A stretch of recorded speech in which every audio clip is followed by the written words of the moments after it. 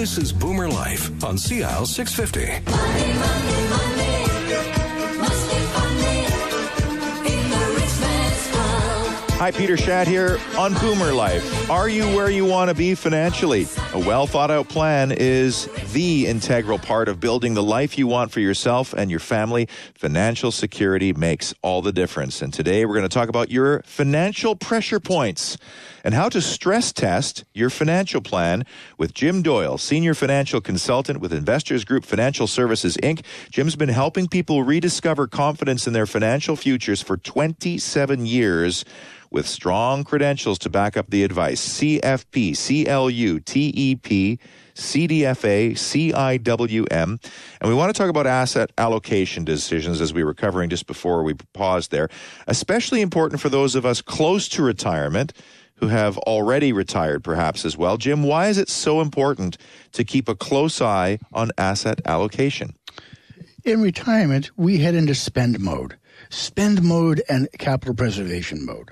With these elements top of mind, we need to structure our portfolios accordingly, making investment decisions that take spending habits and withdrawal rates into account. For those of us who may haven't already paid as close attention to our retirement planning as we should have, what do we need to look out for? What are some of the pitfalls of not planning?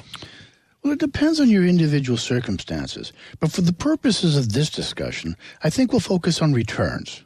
For those of us trying to get a higher return, yet still withdraw money at the same time, volatility definitely needs to be taken into account. Why is volatility such a major factor?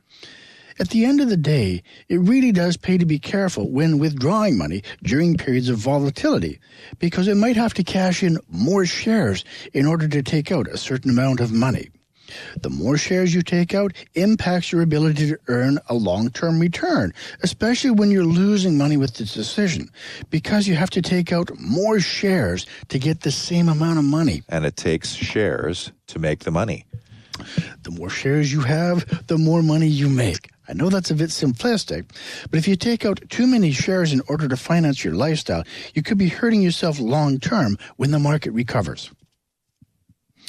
I don't think a set-it-and-forget-it mindset is the most sustainable model when it comes to withdrawing retirement income. You need good planning to ensure you're not paying too much tax, that you're not seeing your social benefits reduced, or your tax credits wasted. Jim, beyond tax planning, how do we improve our outcomes?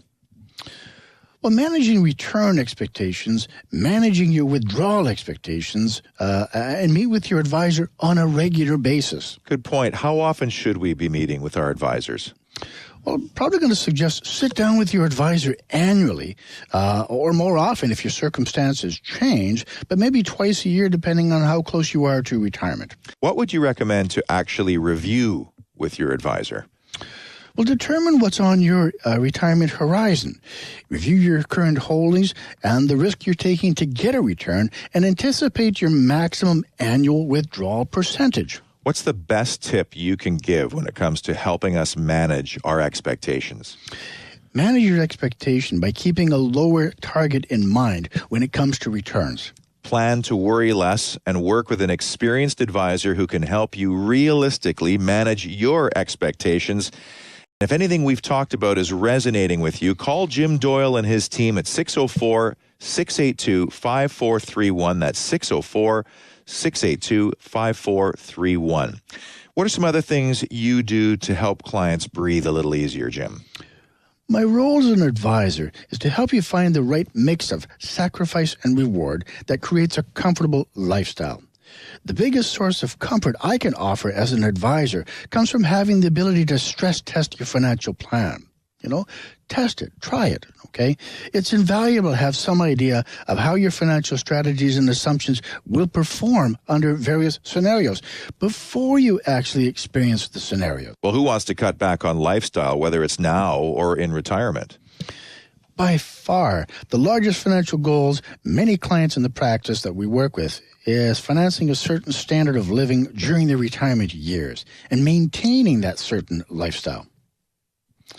Financial goals are almost always announced as specific amounts of money and specific points in time, but financial advice almost always focuses on selecting specific investments, such as mutual funds and stocks, and assembling them into portfolios, not on financing a lifestyle, which is where the real stress test of a properly constructed portfolio takes place. Okay, so then the real question we should be asking ourselves, will my portfolio support my lifestyle both now and in the future?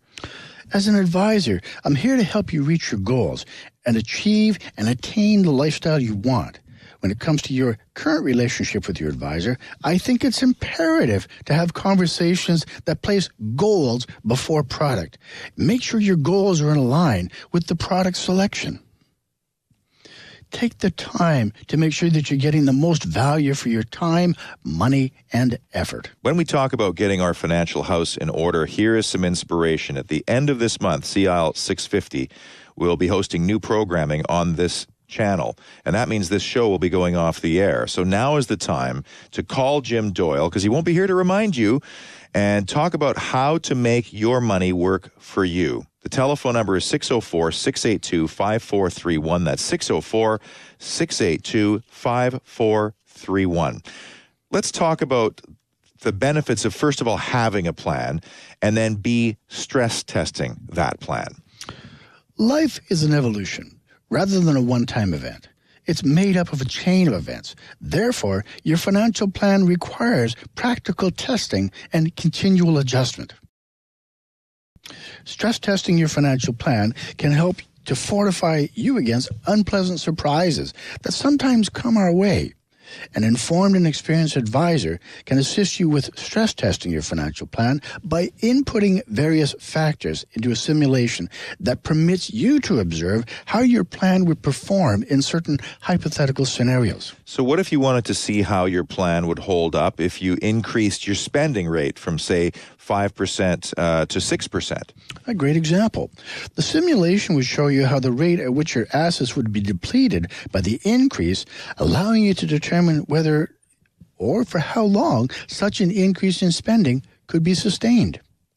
Another example, you might wish to see how your plan would hold up under various higher or lower inflation scenarios. A simulation could allow you to stress test your plan for this possibility. Jim, you've spoken often on this show about blind spots in our planning. And if you'd like Jim to identify your potential blind spots, call Jim and his team at 604-682-5431, 604-682-5431.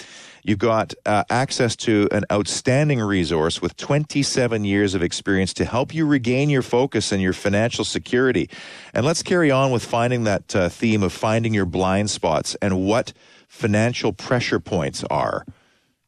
Well, essentially, there's four main areas where stress testing your plan can benefit you. I refer to them as financial pressure points. So the first one, spending and saving. You need to make sure that you're saving enough and that you have a bit of an eye on spending. Number two, inflation. Make sure your investments are making at least 3% on your purchasing power. Otherwise, you're going to see your lifestyle eroded. Number three, and this is a big one, life expectancy. This element, combined with the saving and spending and inflation, can be a real cause for concern because you want to make sure that you're not at risk of outliving your money. We definitely do not want to run out of money. What about number four? Well, we certainly want to make sure that the pressure point is on your financial plan, but it's portfolio returns, and that means including portfolio volatility. The most important message to hear is the fact that we do have some control, and there are matters which are in our control. I think this is a very empowering message. With spending, we can exert control over the percentage of the portfolio that we spend during a year, as well as how long and how much we must save and invest. However, we have less control over certain types of expenses that may crop up during our lifespan, like medical emergencies or emergencies in general, as well as over things like inflation and the cost of living. Is spending the factor that most directly affects our financial plan and the element that we have the most control over? I have to agree. Spending choices are purely personal, an element of planning that we can definitely see the impact of when we decide to make changes or adjustments. Well, we're out of luck on predicting the future and forecasting inflation, but advisors like you can help us with our spending plans, and they can't predict the future, which I think is pretty obvious. No, this is the big one. Advisors can make sure you're prepared with a reserve to pay rising costs if and when inflation rears its head. Let's go back to number 3 for a second, life expectancy. If we knew how long we were going to live, well, that would solve a lot of problems, wouldn't it? Well, Peter, if I knew the answers to some of these questions, well, let's just say I'd probably be kicking back on a beach somewhere, sipping something probably with an umbrella in it. Seriously, though, there are some risks that we can exert very little influence over. And I'm talking about inflation and longevity. But certain pressure points, including spending choices and savings habits, we can control these. This is where you're going to now recommend leafy green vegetables as part of a balanced diet, Jim? Is that what's going to happen here? Hey, not a bad idea. It comes down to control. Pay attention to the things in our financial lives that we have some influence over. And maybe if we pay special attention, we can see some magic happen. Some of the risks associated with our portfolios and ultimately our long-term financial successes are as simple to address as we decide to make them. Simplify the conversation. Make these 4 pressure points an element of every conversation you have with your advisor, and be the change you want to see in your financial outcome. We do what we can with what we have, and we hire experienced, successful advisors like you, Jim Doyle, to make sure that we succeed too. And you can find out whether your financial plan can handle those pressure points by calling Jim at 604-682-5431 with 27 years of experience. That means he'll be able to alert you to your blind spots that you might be walking right into without even knowing. 604-682-5431. You're listening to Boomer Life on CL 650 with Jim Doyle, Senior Financial Consultant with Investors Group, Inc. Keep in mind, Boomer Life and all of its free, valuable advice will be going off the air at the end of this month as the recent change to CL 650. So there is no time like the present to call Jim. 604-682-5431. How do you measure success? In just a moment, we're going to get exclusive access to a checklist for financial success next on Boomer Life. Celebrating the baby boomer lifestyle. This is Boomer Life on CL 650.